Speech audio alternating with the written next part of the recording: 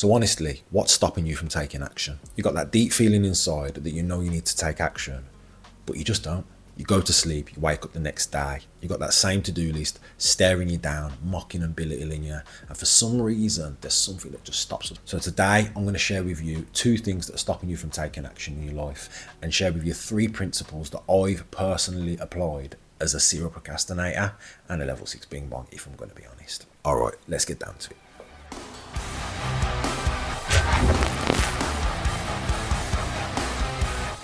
So we've all seen the battlefields in movies and stories, and they always play a big significant part. But what does that have to do with us personally anyway? So the battlefield represents a physical or mental space where conflict and struggle happens.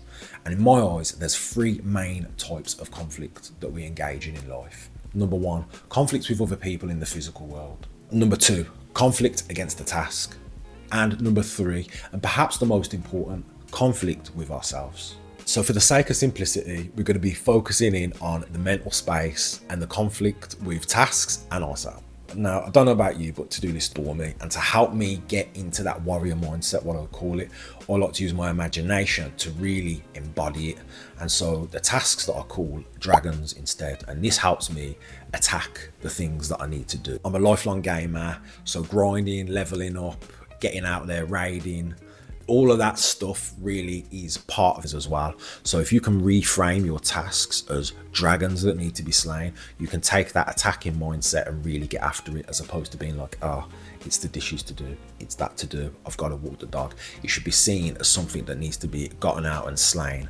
And I don't mean, kicking your dog about or anything, but why would I say that?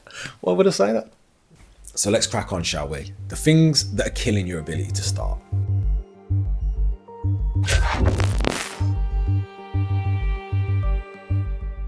Number 1, you're waiting for the right time to enter the battlefield.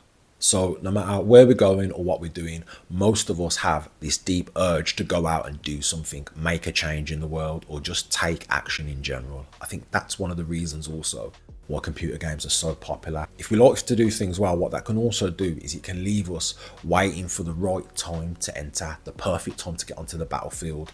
That is, prepping, getting the right sword, making sure the armor's nice, waiting for just the right time to get on, waiting for the perfect dragon to come across. What actually happens is we just end up not doing anything. We're not on the battlefield, we're not slaying a dragon, we're just not taking any action in life. And I've been guilty of this massively over the years. Planning, preparing, trying to get everything perfect. Even this set now, I've got my little kababy, researching the best videos, and all it does realistically is it holds you back from doing the thing. Sometimes this can come from a fear of failure, and feeling like if you put something out there that's not of a certain quality or won't be accepted by other people, then you'll get rejected, you'll get exiled from the tribe. And honestly, that's just not the case. Most of the time, people aren't watching what you're doing as closely as you may think. And what ends up happening, if I'm going to be honest, is you spend all of your energy spinning your wheels, planning, preparing, to the point that when it comes to taking the action, you've got nothing left. Every day that you spend preparing is another step backwards, away from the person that you want to become, the person that does the thing they say they're going to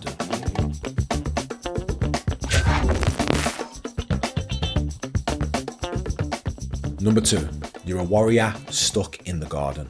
So with the increasing amount of pleasant things that we can get our hands on nowadays, it's so easy to get your dopamine fix or your feelings of comfort, whether that's tech, whether that's food, whether that's leisure and tourism. The fact is, it's everywhere now, it's all around us. If you spend too much time in that and you don't visit that place of struggle, that place of conflict, and that place of hardship, then what will happen is you'll become acclimatized to the pleasantries and they'll become the norm. Once those pleasantries become the norm, you will turn your paradise into a prison. So every time you take the path of least resistance, that is the easy path. Everything in life shifts just a teeny little bit over to being more difficult, and it's such a subtle change every time you make this decision that you won't notice it happening. It's like a slow dripping poison that creeps in without you noticing.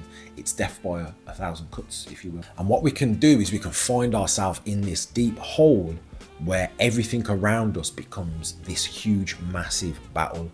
Everything is hard. Getting out of bed is hard. Getting in the shower is hard, washing dishes is hard, walking to the shops is hard. It all piles up and it starts creeping in us. And it all starts with comfort. If you don't go and charge out onto the battlefield, then the battlefield will come to you. It will creep in slowly, closer, closer and closer, until it kicks off your door and you've got to fight dragons in your boxers. Have you ever fought a dragon in your boxers? It's not fun.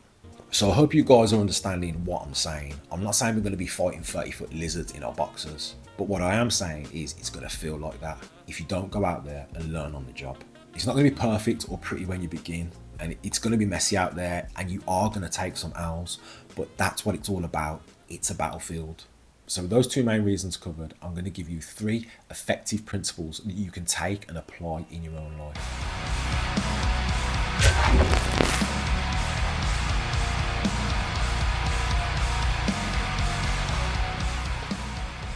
Number 1, voluntary misery. So to push into things that feel uncomfortable is honestly the only way that you're going to be able to make real change on this front. Goggins talks about this in one of his chapters, Can't Hurt Me, called The Governor. So hyping yourself up, self-talk and preparation are good benefits, but nothing is going to replace the actual ability to just go out and do the thing. And it's going to suck. It's not going to be fun, but that's the whole point. Mentally armor yourself up, prepare yourself, grab your sword and charge on there. You need to attack it. Attack, attack, attack. You can't half step this thing. You've got to dive right in. So what I want you guys to do with this first principle is I need you to pick a few things in life. One thing every day if you can, but things in life that actually suck. They suck. You know they suck, and you're going to do them specifically because they suck. For me, my things are cold plunges, drinking green smoothies, and F3 beatdowns in the morning, which are 5:45 in the morning, outdoors, rain or shine. Doesn't matter if it's snowing, doesn't matter if it's raining, we're going to be out there in the morning. If the activity that you do sucks enough, what it's going to do is it's going to recalibrate everything that's on your battlefield, all of your tasks. It's going to change your perception of how difficult that task is. It's like dishes. I'll smash them dishes. I was doing sit-ups on the concrete in the rain with scientists this morning. Washing up dishes, no problem anymore. It really does reprogram how you view difficulty in your mind, and it's very important. It must be voluntary. You don't want it to be dragged on to the battlefield. You want to go on voluntarily. That's how you effectively build the warrior quarter. I'm just going to finish off by saying it doesn't really matter what you do around it. The main thing is that you go out there and you do the thing.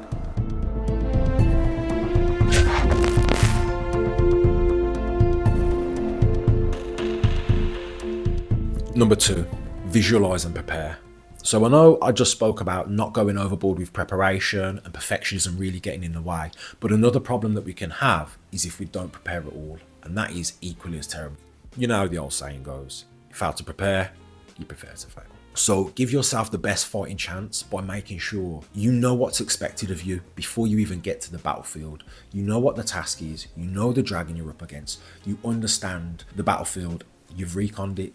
It makes it so much easier to go out and do the thing when you know what's expected of you. So what do preparations look like? Staying hydrated, eating decent food, going to bed early, making sure that you're minimizing the amount of stress in your life. These are all little pieces of preparation that will bolster your ability to do. But here's the main thing, and you have to really listen to this. You have to separate your preparation from your action. If you prepare and try to go straight into action, but you haven't generated enough of that warrior energy to get out there, what's going to happen is all of your energy that was reserved for the battlefield is going to be used on battle plans. Terrible idea. So here's what you do. You prepare everything that you do the night before you act. It's as simple as that. You prep, you sleep, you do. And what this is going to do is it's going to give you a reset. When you wake up in the morning, there's no questions to ask. There's no what ifs. There's no, oh, this needs to be over here. All we do is we wake up and we get straight down to business. It makes things simple.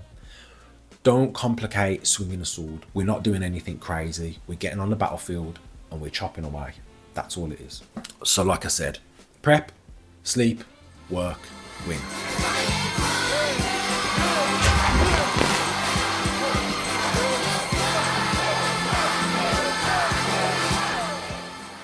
Number 3, Celebrate your wins. Now, of all the 3 principles, this is the principle that I knew nothing about and I never ever implemented until I took a Tiny Habits course last year. First, you've got the prompt. This is the visual cue. This is the thing that wakes up your brain and goes, hey, you've got something to do. It could be an alarm on your phone. It could be a post-it note. It could be your partner giving you a kick up the arse, or your mum.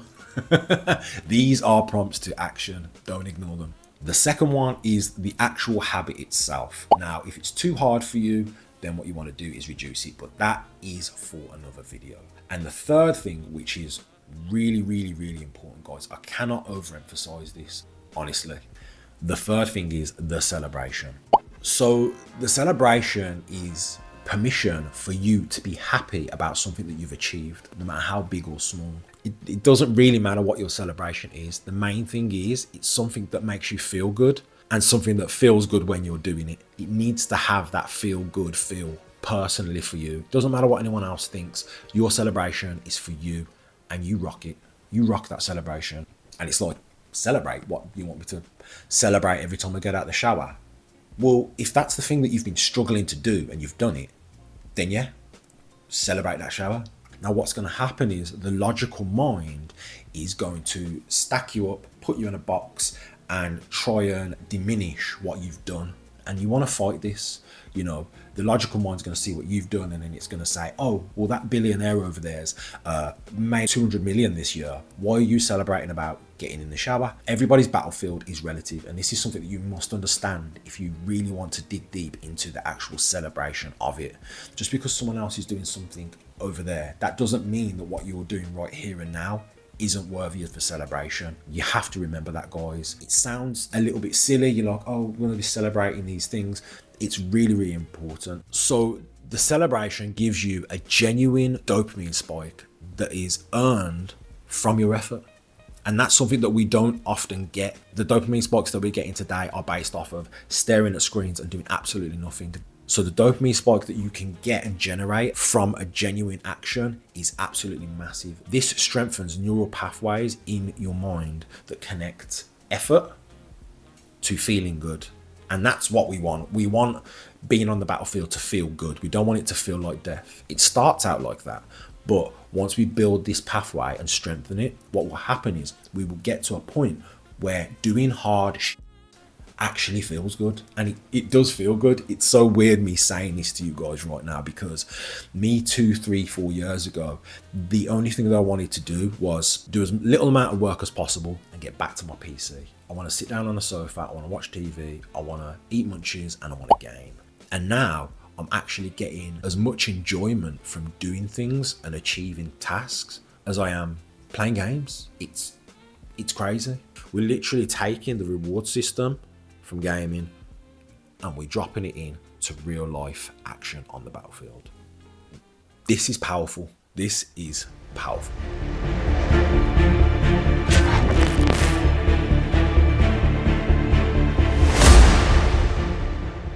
A few final words. So what I want to say is, whatever that thing is for you that causes you that internal struggle, whether it's running a 10K, cleaning your skirting boards, or just getting in the shower in the morning, that is your call to arms. That's your line in the sand that you need to step over. There's no substitute for embracing the suck, leaning into that uncomfortable thing, engaging in what I call voluntary misery or the mental ice bath. It's all about choosing your suffering before your suffering chooses you. So when you get that pang in your chest that's telling you that it's time to retreat, I want you to reach down within, I want you to pull that guy out of you with a giant sword, and I want you to charge onto that battlefield. Because if you don't do it, no one else will.